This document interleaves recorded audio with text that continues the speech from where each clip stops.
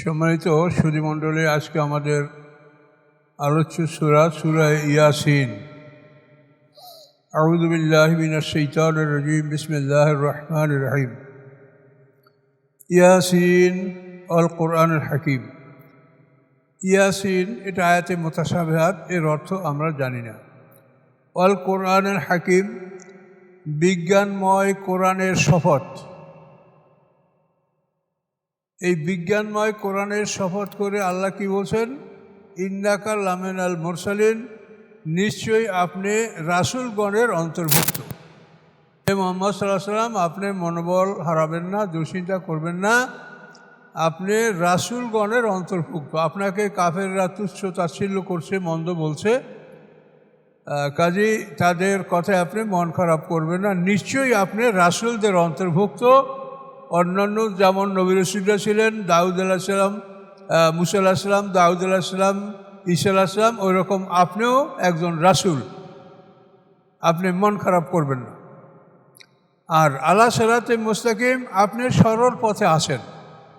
আপনার সম্পর্কে ওরা বলে যে মুহাম্মদ সাল্লাল্লাহু আলাইহি ওয়াসাল্লাম তার বাপদাদার ধর্ম বর্জন করে সে ভুল পথে চলে গেছে।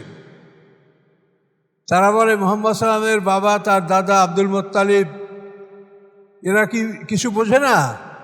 তো মুহাম্মদ সাল্লাল্লাহু আলাইহি ওয়াসাল্লাম বাপ দাদার দিন ত্যাগ করে সে পথভ্রষ্ট হয়ে গেছে।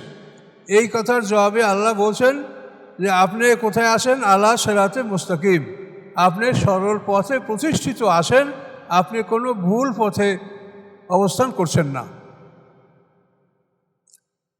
তানজিলাল আজিজের রহিম, এবং আপনি তাদেরকে যে পাঠ করে শোনাচ্ছেন এটা অবতীর্ণ, এটা আপনার বানানো কথা নয়। তানজিলা, এটা অবতীর্ণ বাণী। আল আজিজুর রহিম, যিনি অপ্রতিরোধ্য ক্ষমতার মালিক এবং যিনি ক্ষমাশীল দয়াময়, তার পক্ষ থেকে এই কোরআন অবতীর্ণ।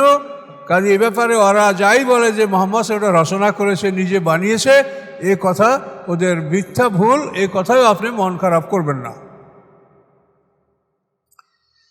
তো এই কিতাব আপনার প্রতি কেন অবতীর্ণ করা হয়েছে? আল্লাহ বলেন লেতুনজেরা, যাতে আপনি ভয় দেখাতে পারেন, কওমান, এমন একটা জাতিকে, মা উনজেরা আবাহুম, যাদের পূর্বপুরুষদেরকে ভয় দেখানো হয়নি, তাদের বাপদাদেরকেও সতর্ক করা হয় নাই। ফাহুম গাফিলুন, অথচ তারা এই দিন সম্পর্কে সম্পূর্ণ গাফেল, অমনোযোগী।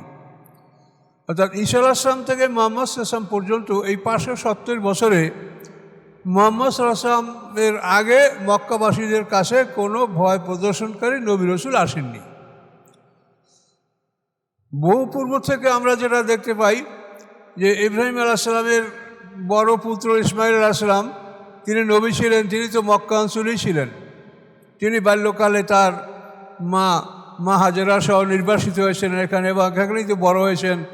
এখানেই তিনি জুরহুম পরিবারে বিবাহ করেছেন, এবং ইসমাঈল আলাইহিস সালামের বংশ এই যে আরব অঞ্চলে, এরা সবাই বনি ইসমাঈল, এবং আমরাও ওই বংশের থেকে। আমাদের নবী মুহাম্মদ সাল্লাল্লাহু আলাইহি ওয়াসাল্লামও ইসমাঈল আলাইহিস সালামের বংশের নবী, তিনি বনি ইসমাঈল। এবং মুসা আলাইহিস সালাম, দাউদ আলাইহিস সালাম, ঈসা আলাইহিস সালাম, এরা হচ্ছে বনি ইসরাঈল। অর্থাৎ ইব্রাহিম আলাইহিস সালামের দ্বিতীয় পুত্র ইসহাক আলাইহিস সালাম, ইসহাক আলাইহিস সালামের পুত্র ইয়াকুব আলাইহিস সালাম, ইয়াকুব আলাইহিস সালামের অপর নাম ইসরাঈল। তার 12টা পুত্র সন্তান ছিল, তাদের বংশধরকে বলা হয় বনি ইসরাঈল। তো ওই সকল নবীরা বনি ইসরাঈল, আর আমাদের নবী মুহাম্মদ সাল্লাল্লাহু আলাইহি ওয়াসাল্লাম তিনি বনি ইসমাঈল। তো আল্লাহ বলেন যে আপনি এমন একটা জাতিকে সতর্ক করবেন যাদের বাপদাদাকে, পূর্বপুরুষদেরকে, পিতৃপুরুষদেরকে ভয় দেখানো হয়নি। ফাহুম গাফিলুন, তারা গাফেল, অমনোযোগী, তারা দিন সম্পর্কে কোনো জ্ঞান রাখে না। এখন এদের ব্যাপারে আল্লাহ বলছেন লাকাদ হাক্কাল কাউলু আলা আকসারিহিম, অবশ্যই শাস্তির বাণী নিশ্চিত হয়েছে তাদের অধিকাংশের উপরে, তাদের অধিকাংশের উপরে শাস্তির বাণী নিশ্চিত হয়ে গেছে। অতএব তারা ঈমান আনবে না। মানে প্রত্যেকটা জিনিসের একটা সীমা আছে, দাওয়াত দেওয়ারও একটা সীমা আছে, অনুরোধেরও সীমা আছে, বুঝানোরও সীমা আছে। এগুলি সব কিছু করার পরেও যারা একান্তভাবেই ঈমান আনবে না, বুঝে শুনে ঈমান আনবে না, তাদের ব্যাপারে আল্লাহর সিদ্ধান্ত যে ওরা ইমান আনতেই পারবে না, ওদেরকে ইমান আনার শক্তিটি আল্লাহ শেষ মতো রহিত করে দেন। আবু জাহেলকে কি করে বোঝানো যাবে বলেন? আবু জাহেল আর উতবা বিন রবিয়া এই দুজন কাবাঘর তওয়াফ করছে। তো কাবাঘর তওয়াফ করার সময় আবু জাহেল উতবা বিন রবিয়াকে বলে যে মুহাম্মদ সাল্লাল্লাহু আলাইহি ওয়াসাল্লাম সত্য, সে যা বলে তার কথা ঠিক সত্য। তো ওলীদ বলে মাহ, তুমি এটা বাদ দাও, কথা ছেড়ে দাও। তো আবু জাহেল রাগ করে বলে কেন, আমি ছাড়বো, এটা সত্য আমি বলছি। আল্লাহ ইন্নী লা আ'লামু আন্নাহু লা সাদিক, তাফসিরের ভাষা সাফওয়াতুত তাফাসির, মোহাম্মদ আলী সাবুনি, যেটা সৌদি আরবের লেখক, ওনার তাফসিরে এই ভাষাটা আছে। তখন আবু জাহেল বলে আল্লাহে, আল্লাহর কসম, নিশ্চয়ই নিশ্চয়ই নিশ্চয়ই নিশ্চয়ই মুহাম্মদ সাল্লাল্লাহু আলাইহি ওয়াসাল্লাম সত্যবাদী। তো এভাবে তারা বোঝার পরে তাদের কি বোঝানোর আছে? আল্লাহ কোরআন পাকে বলেন ইয়ারিফুনা নি'মাতাল্লাহি সুম্মা ইউনকিরুনাহা, তারা আল্লাহর নিয়ামতকে চিনলো কিন্তু চেনার পরে নিয়ামতকে অস্বীকার করলো। এই অবস্থা যাদের, তাদের ব্যাপারেই আল্লাহ বলেছেন যে তাদের অধিকাংশের পরে আমার বাণী, আল্লাহর বাণী নিশ্চিত হয়েছে যে তারা ঈমান আনবে না, ঈমান আনতে তারা পারবে না, এই ক্ষমতাটাই তাদের রহিত করে দেওয়া হয়েছে। ইন্না জাআলনা ফি আনাকিম আগলালা, আল্লাহ বলেন নিশ্চয় আমি স্থাপন করেছি তাদের গলায় বেড়ি, গলায় এই যে কণ্ঠদেশে গলায় বেড়ি স্থাপন করেছেন। সেই বেড়িটা এত বড়, ফাইয়া এলাল আজকানে, সেটা তাদের থুতনি পর্যন্ত, এই পর্যন্ত, কণ্ঠদেশ হতে এই পর্যন্ত আজকান। এই বেড়িটা এত মোটা বেড়ি হওয়ার কারণে ফাহুম মুখ মাহুন, তারা মাথা উঁচু করে চলছে। এখন এইখানে যদি বেড়ি এই পর্যন্ত, মাথা তো নিচু হবে না। তো এর অর্থ হলো যে তারা মাথা নত করে যে সৎচিন্তা করবে, এই সৎচিন্তা করার মতো ক্ষমতা তাদের লোপ পেয়েছে, এলো এক তর্জমা। আর অন্য তাফসীর কথা বলেছেন গলায় বেড়ি পরে দেওয়ার অর্থ হলো তারা কৃপণতা বশত তারা তাদের হাত গলার সাথে নিজেরাই বেঁধে রেখেছে, তারা কোনো রকম দান খয়রাত করতে রাজি না। কথাও অনেক তাফসীরকাররা বলেছেন।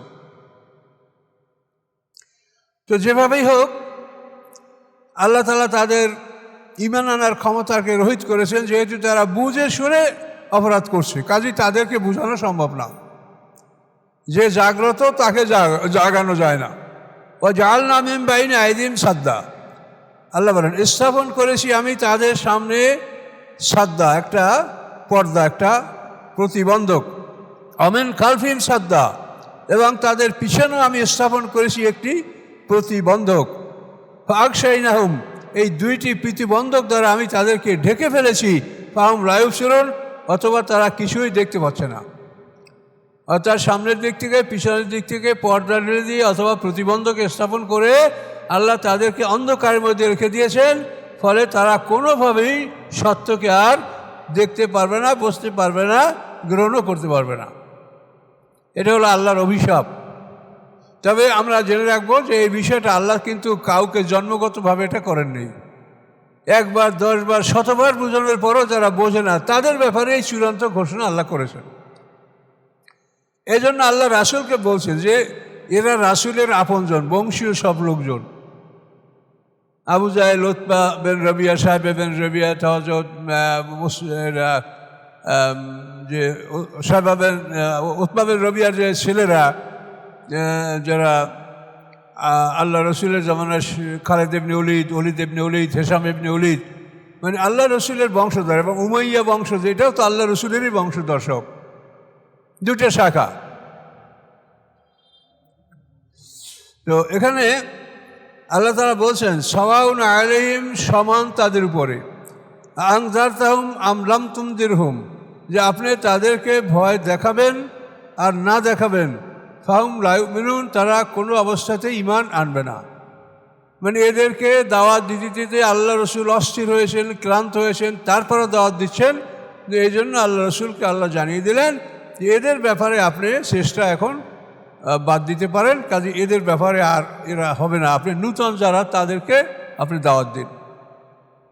সমান তাদের উপরে যে আপনি তাদেরকে ভয় দেখান এবং না দেখান, তারা ঈমান আনবে না। কাজেই এটা হলো ওই পিছনে যাদের কথা বলা হয়েছে, যে যারা আল্লাহ রসুল সম্পর্কে 100% নিশ্চিত যে রীতি আল্লাহ রসুল, তারপরও সামাজিক কারণে, বংশীয় কারণে, মানে আত্মমর্যাদার কারণে তারা রসুলকে মানবে না। কাজে আল্লাহ এদের সম্পর্কে বলে দিলেন যে এদের ব্যাপারে আপনি মেহনত করে আপনি জীবনটাকে নষ্ট করেন না, আপনি এদেরকে বাদ দেন, এরা হেদায়েত গ্রহণ করবে না। হ্যাঁ, আপনি দাওয়াত দিবেন কাকে? ইন্নামা তুনজিরু মানিত্তাবা যিকরা, নিশ্চয়ই আপনি ভয় দেখাবেন, সতর্ক করবেন তাকে যে উপদেশের অনুকরণ করে। এই যিকরা মানে কোরআন, যে কোরআনের অনুকরণ যে করে, যে হেদায়েত অনুসন্ধান করে, তাকে আপনি সতর্ক করুন। ও খাশিয়ার রহমান আবেল গাইবে, এবং রহমানকে যে না দেখে বিশ্বাস করে, রহমানকে যে না দেখে বিশ্বাস করে এবং সত্যকে অনুসন্ধান করে, তাকে আপনি ভয় দেখান, তাকে সতর্ক করেন, সে সতর্ক হবে। ফাবাশশিরহু বিমাগফিরাতিন, আপনি সুসংবাদ দিন তাকে ক্ষমার, ও আজরিন কারিম, এবং সম্মানজনক পুরস্কারের। সে আল্লাহর কাছে ক্ষমাও পাবে এবং সম্মানজনক পুরস্কার পাবে।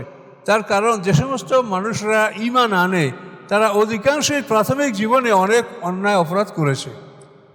যারা বড় বড় সাহাবায়ে কেরাম, তাদের অধিকাংশের প্রাথমিক জীবনে অনেক পাপ, অনেক জুলুম অত্যাচারের ইতিহাস পাওয়া যায়। এই জন্য আল্লাহ ঘোষণা করেছেন যে এই পিছনের অপরাধগুলি, ফাবাশশিরহু, আপনি সুসংবাদ দিন তাকে, বিমাগফিরাতিন, ক্ষমার। আল্লাহ বলেন আমি এগুলো ক্ষমা করে দেব। আর কি? ও আজরিন কারিম, সম্মানিত পুরস্কার। পিছনের অপরাধগুলি সব ক্ষমা করে আমি সম্মানিত পুরস্কার তাদেরকে দিব। একটা মানুষ যখন লা ইলাহা ইল্লাল্লাহ বলে, এই কলেমার কারণেই তার পিছনের সমস্ত গুনাহ আল্লাহ মাফ করে দেন। কলেমাটা বিরাট শক্তিশালী জিনিস।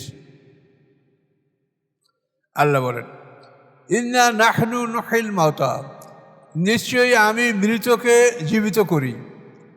ও নাকতুবু, এবং আমি লিখে নেই, মা কদ্দামু, যা সে আগে প্রেরণ করেছে, ও আসারাহম, এবং যা সে পশ্চাতে রেখে আসছে।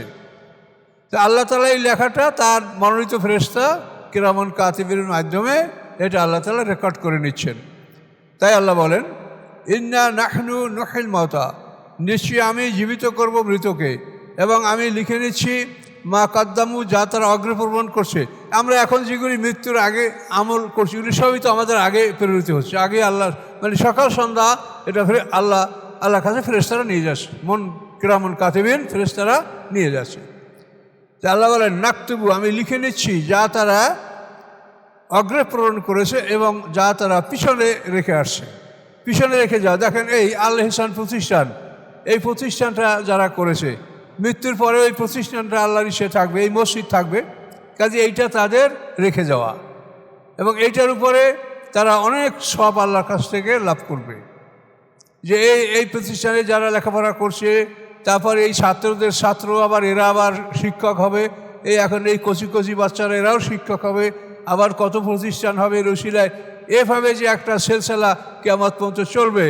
এই জন্য এই প্রতিষ্ঠানের যারা প্রতিষ্ঠাতা আসাদ, এরা পিছনে রেখে গেছেন, এই সবটা তারা পাবেন। এটা বিরাট ব্যাপার। ঠিক এমনিভাবে যে একটা সিনেমা হল করে গেছে, সে একটা নাটকের মঞ্চ করে গেছে, একটা সার্কাস পার্টি করে গেছে, একটা যাত্রা পার্টি করে গেছে, এটাও তো সে রেখে মারা গেছে। এখন সে পাবে ওইগুলির যত অপকর্ম, সমস্ত অপকর্মের একটা ভাগ, প্রত্যেকটা লোকের অপকর্মের একটা অংশ ওই প্রতিষ্ঠান যে গড়েছে তার আমলনামায় লেখা থাকবে। তো কত পাপের বোঝা তার হবে দেখেন।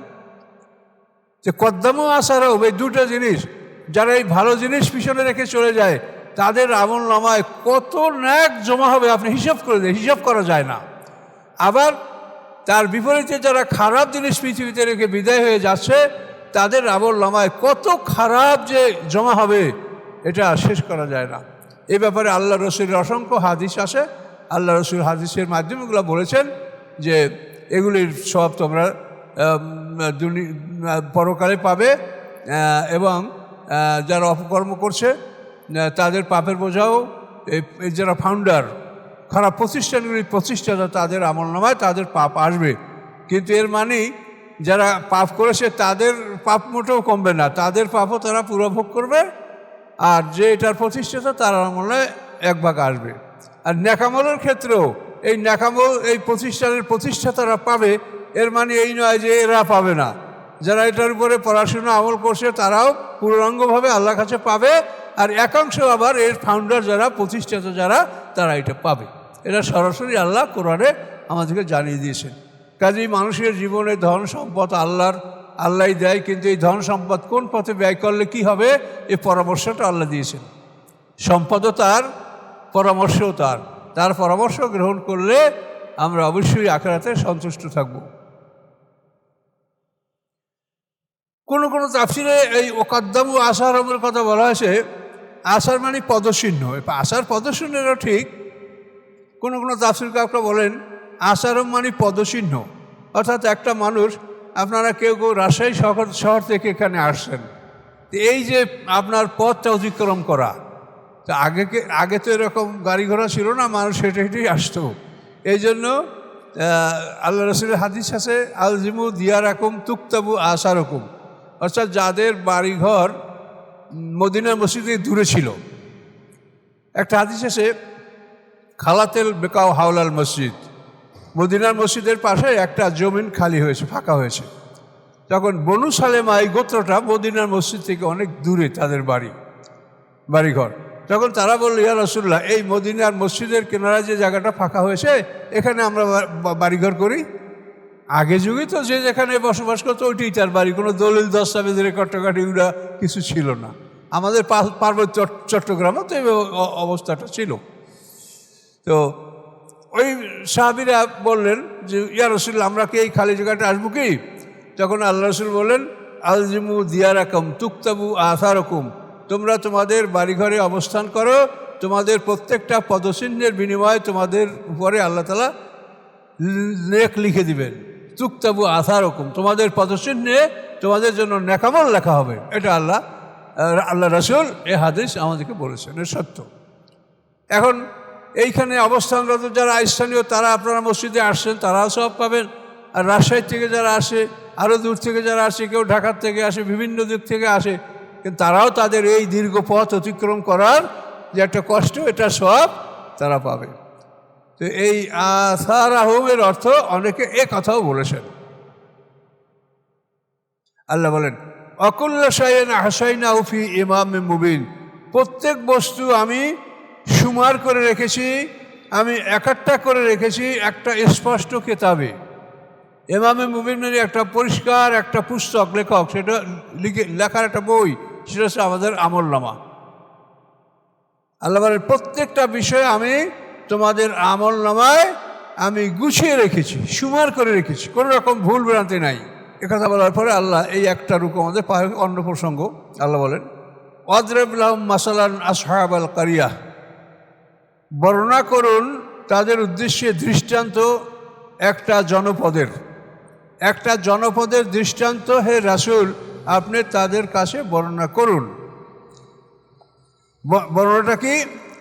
যা আহল মুরসালুন, যখন তাদের কাছে আসলো রাসূলগণ।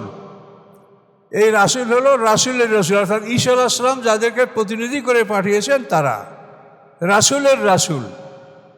আসমানের রাসূল জিবরিল আমিন, জমিনের রাসূল মুহাম্মদ সাল্লাম, আবার রাসূলের দাওয়াত নিয়ে, চিঠি নিয়ে যারা বিভিন্ন অঞ্চলে যায় তারা রাসূলের রাসূল।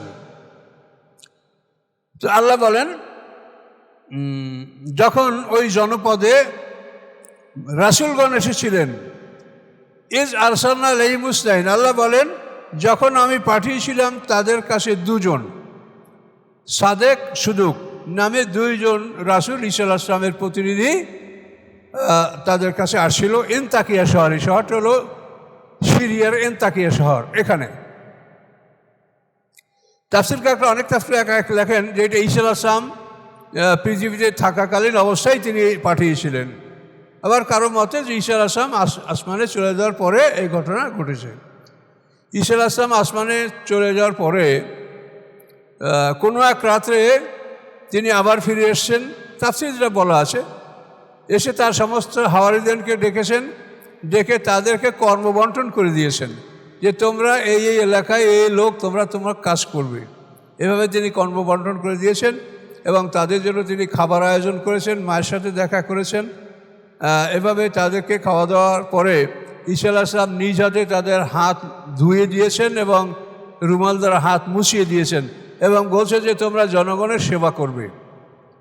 এই কথা উপদেশ দেওয়ার পরে কর্ম বন্টন করে তিনি আবার তার যথাস্থানে চলে গেছেন আল্লাহর হুকুমে। এরকম বিবরণ আছে, এগুলো হতে পারে। তা দেখেন, খ্রিস্টান জাতি তারা আমরা ধর্মীয় দিক থেকে আমাদের প্রতি বিদ্বেষ পোষণ করবে, এটা তো স্বাভাবিক, কিন্তু তারপর একটা সেবামূলক কাজে যে অংশগ্রহণ করা, এটা কিন্তু তারা যথেষ্ট অন্য অন্য জাতির সাথে তারা অগ্রণী হয়ে আছে। এই যে সেবা, ঈসা আলাইহিস সালাম তাদেরকে খাওয়ানো দাওয়ানোর পরে হাত ধুয়ে হাত মুছিয়ে দিয়ে তারা বলছেন তোমরা মানুষের সেবা করবে। এই সেবার কাজে কিন্তু খ্রিস্টানরা তাদের একটা সেবার জন্য একটা বিরাট বাজেটও আছে এবং তাদের একটা পরিকল্পনা আছে এবং সেবা তারা করছে। তো আল্লাহ বলেন এজ আরসালনা আলাইহিম ইসনাইন, আমি যখন তাদের প্রতি দুজন রাসূল পাঠালাম, সাদেক এবং সুদুক, ফাকাজ্জাবুহুমা, তারা ওই দুইজন রসুলকে অস্বীকার করল। এই দুজন রসুলকে তারা অস্বীকার করলো। অস্বীকার করার পরে ফাআজ্জাজনা বিসালিসিন, আমি তাদেরকে শক্তিশালী করলাম তৃতীয় রাসূল দ্বারা। তৃতীয় রাসূলের নাম হচ্ছে শামউনুস সাফা। এই শামউনুস সাফা তৃতীয়, তাকে দিয়া দুজনের সাথে তৃতীয়জন পাঠিয়ে আল্লাহ তাআলা তাদেরকে শক্তিশালী করলেন। ফাকালু, অতঃপর তারা বললেন ইন্না ইলাইকুম মুরসালুন, নিশ্চয়ই আমরা তোমাদের প্রতি প্রেরিত রাসূল। আমরা ঈসা আলাইহিস সালামের পক্ষ থেকে আমরা তোমাদের কাছে প্রেরিত রাসূল। তারা বলল মা আনতুম ইল্লা বাশারুম মিসলুনা, তোমরা আমাদের মতো মানুষ ছাড়া কিছুই না, তোমরা তো আমাদের মতো মানুষ, তোমরা আবার রাসূল দাবি করছো কেমন করে? ওমা আনজালার রহমান মিন শাই, রহমান কোনো কিছু নাজিল করেন নাই। দেখেন, রহমানকে কিন্তু বিশ্বাস করে, কিন্তু তার হুকুম আদেশ এগুলো বিশ্বাস করা হচ্ছে না। সারা পৃথিবীতে আপনি একটা মানুষ খুঁজে পাবেন কি না বলা যায় না যে আল্লাহকে বিশ্বাস করে না, আল্লাহর অস্তিত্বে বিশ্বাস করে সব, হিন্দু মুসলমান খ্রিস্টান বলতে সব। কিন্তু সমস্যা হলো যে আল্লাহর কথা শুনবো না, আমরা কথা শুনবো সে যে বলে যা বলে তাই শুনবো এবং সেটি নিয়ে আমরা আপনার তর্ক লিপ্ত হব। কিন্তু আল্লাহকে বিশ্বাস করি কিন্তু আল্লাহর কথা আমরা শুনি না। আমাদের সমস্যা হলো এটাই সারা পৃথিবীব্যাপী। এ নান্তমিল্লা তাকজিবুন, তোমরা মিথ্যাবাদী ছাড়া আর কিছু নাও। কলু, তখন এই রাসূলগণ বললেন রব্বুনা ইয়ালামু, আমাদের রব জানেন, ইন্না ইলাইকুম লামুরসালুন, নিশ্চয়ই আমরা তোমাদের প্রতি প্রেরিত রাসূল, আমরা মিথ্যাবাদী নই, আমরা ঈসা আলাইহিস সালামের পক্ষ থেকে তোমাদের কাছে প্রেরিত রাসূল। ওমা আলাইনা ইল্লাল বালাগুল মুবিন, এবং আমাদের উপর অন্য কোনো দায়িত্ব নাই স্পষ্ট প্রচার করে দেওয়া ছাড়া। শুধু প্রচার করে দেবে, এটা আমাদের দায়িত্ব, তোমরা গ্রহণ করবে কি করবে না সে দায়িত্ব আমাদের নয়। কলু, জাতি বলল, এই রোমের এই সম্রাটের নাম ছিল এন্তাখিস, তাফসীরে লেখা আছে। এই সম্রাট এন্তাখিস এবং তার সঙ্গী সাথীরা বলল ইন্না তাতাইয়ারনা বিকুম, আমরা মনে করি যে তোমরা হচ্ছে আমাদের সমাজে একটা কুলক্ষণ, অমিনাশ, তোমাদের কারণে বিপদ আপদ হয়, অশান্তি আসে। ইন্না তাতাইয়ারনা বিকুম, আমরা তোমাদেরকে আমাদের এই জাতির কুলক্ষণ হিসেবে আমরা মনে করছি।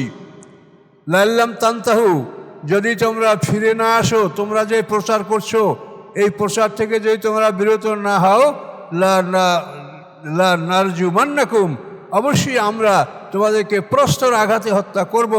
ওয়া মাসান্নাকুম, অবশ্যই স্পর্শ করবে তোমাদেরকে মিন্না, আমাদের পক্ষ থেকে আযাবুল আলিম, বেদনাদায়ক শাস্তি। এই কথা বাদশা এন্তাখিস এবং তার সাথীরা বলল। কলু, রাসূলগণ বললেন তায়রুকুম মাআকুম, তোমাদের দুর্ভাগ্য, তোমাদের মানে অশুভ লক্ষণ, মাআকুম, এটা তোমাদেরই সাথে, তোমাদের দুর্ভাগ্য, তোমাদের খারাপ পরিণতি, তোমাদের কুলক্ষণ, এটা তোমাদেরই সাথে। আইন যোগকে তোমাদেরকে উপদেশ দেওয়া হচ্ছে, এটা কি কুলক্ষণ? তোমাদেরকে ভালো কথা বলা হচ্ছে, এটা কি কুলক্ষণ? ওনারা প্রশ্ন করলেন। বলেন তুম কওম মুসরিফুন, বরং তোমরা একটা সীমা লঙ্ঘনকারী জাতি। এভাবে বাসেন তাকিস এবং তার সাথীদের সাথে এই তিনজন রাসূলের তর্ক বিতর্ক হচ্ছিল। এরপরে অজামিন আকসাল মাদিনাতি রাজুলুন ইয়াসআ, অতঃপর আসলো শহরের দূর প্রান্ত হতে একজন মানুষ ইয়াসা যে সজরে দৌড়াতে দৌড়াতে আসতেছিল, আর সে কি বলল? কলা, সে বলল, ইয়া কওমে, হে আমার জাতি, ইত্তাবিউল মুরসালিন, তোমরা এই রাসূলদের আনুগত্য করো। ইত্তাবিউ মান লা ইয়াসআলুকুম আজরা, তোমরা অনুকরণ করো তাদেরকে যারা তোমাদের কাছে কোনো বিনিময় চায় না। অহম মুহতাদুন, এবং তারা সৎপথপ্রাপ্ত। তো এই লোক দূর শহরের দূর প্রান্ত থেকে আসলো। এই লোকের নাম হচ্ছে হাবিবে নাজ্জার। নাজ্জার মানে কাঠমিস্ত্রি। তো এই হাবিবে নাজ্জারের কাছে যখন এই প্রথম দুইজন যারা আহ্বানকারী, ওরা হাবিবে নাজ্জারের কাছে দাওয়াত দিছিল, তখন হাবিবে নাজ্জার জিজ্ঞাসা করছিলেন যে তোমরা যে রাসূল, তোমাদের কাছে কি আলামত আছে, কি তোমাদের কাছে প্রমাণ আছে? তখন তারা বললেন যে আমরা অসুস্থ মানুষকে সুস্থ করতে পারি আল্লাহর হুকুমে, কুষ্ঠরোগ ভালো করতে পারি, যারা জন্মান্ধ চক্ষু নাই তাদেরকে আমরা চক্ষু দান করতে পারি আল্লাহর হুকুমে। তো এই সমস্ত কথার পরে হাবিবে নাজ্জার বলে যে আমার একটা ছেলে বহুদিন পর্যন্ত অসুস্থ, আমি তার চিকিৎসার জন্য অনেক কিছু করেছি, কিন্তু সে সুস্থ হয় না। তোমরা আমার সেই ছেলেকে ভালো করে দিতে পারবে? ওনারা বলেন যে আমাদেরকে তার কাছে নিয়ে যাও। তখন এরা গেলেন এবং গিয়া তার গায়ে হাত বুলালেন, এবং মুহূর্তের মধ্যে ছেলেটা সম্পূর্ণ সুস্থ হয়ে গেল। এই অবস্থা দেখার পরে হাবিবে নাজ্জার ইসলাম গ্রহণ করলেন, এবং এই কথা যখন শহরে ছড়িয়ে পড়ল, তখন বহু লোক এভাবে তাদের কাছে এসে তারা অন্ধরা চোখ লাভ করলো, কুষ্ঠরোগীরা ভালো হলো, বিভিন্ন অসুস্থ মানুষরা ভালো হলো। না, ঈসা আলাইহিস সালামের মৌজুজা ছিল চিকিৎসা বিজ্ঞান। এক এক রাসূলের এক একটা মৌজুজা থাকে। ঈসা আলাইহিস সালামের যে অলৌকিক ঘটনা, এটা ছিল চিকিৎসা। তিনি চিকিৎসায় এমন কিছু উদ্ঘাটন করেছেন যেটা পৃথিবীর কোনো মানুষ করতে পারছিল না। এটা ছিল তার মৌজুজা। আর মুহাম্মদ সাল্লাল্লাহু আলাইহি ওয়াসাল্লামের মৌজুজা হলো ভাষা, সাহিত্য, কবিতা।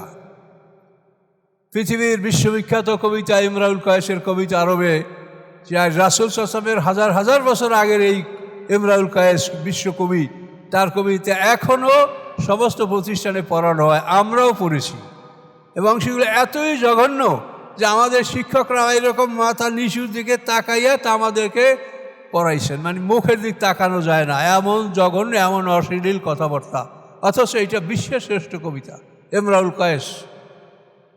এই যে আরবের ভাষাগত পাণ্ডিত্য, কে কত ভালো কবিতা লিখতে পারে, কে কত ভালো কথা বলতে পারে, এইসবগুলোর উপরে আরবদের ছিল পরস্পর একটা প্রতিযোগিতা।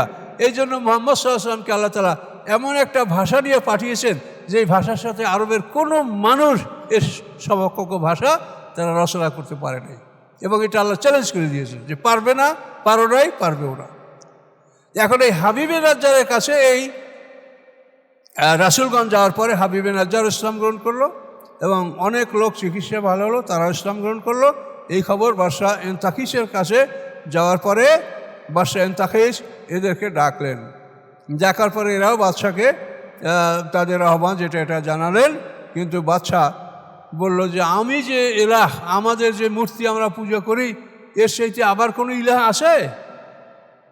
তো ওনারা বলেন অবশ্যই এমন রব আছে যিনি সব কিছু করতে পারেন, মৃতকে জীবন দান করেন, তিনি সব কিছু করতে পারেন, কিন্তু তোমাদের ইলাহগুলো তো কিছু করতে পারে না। কিন্তু তারা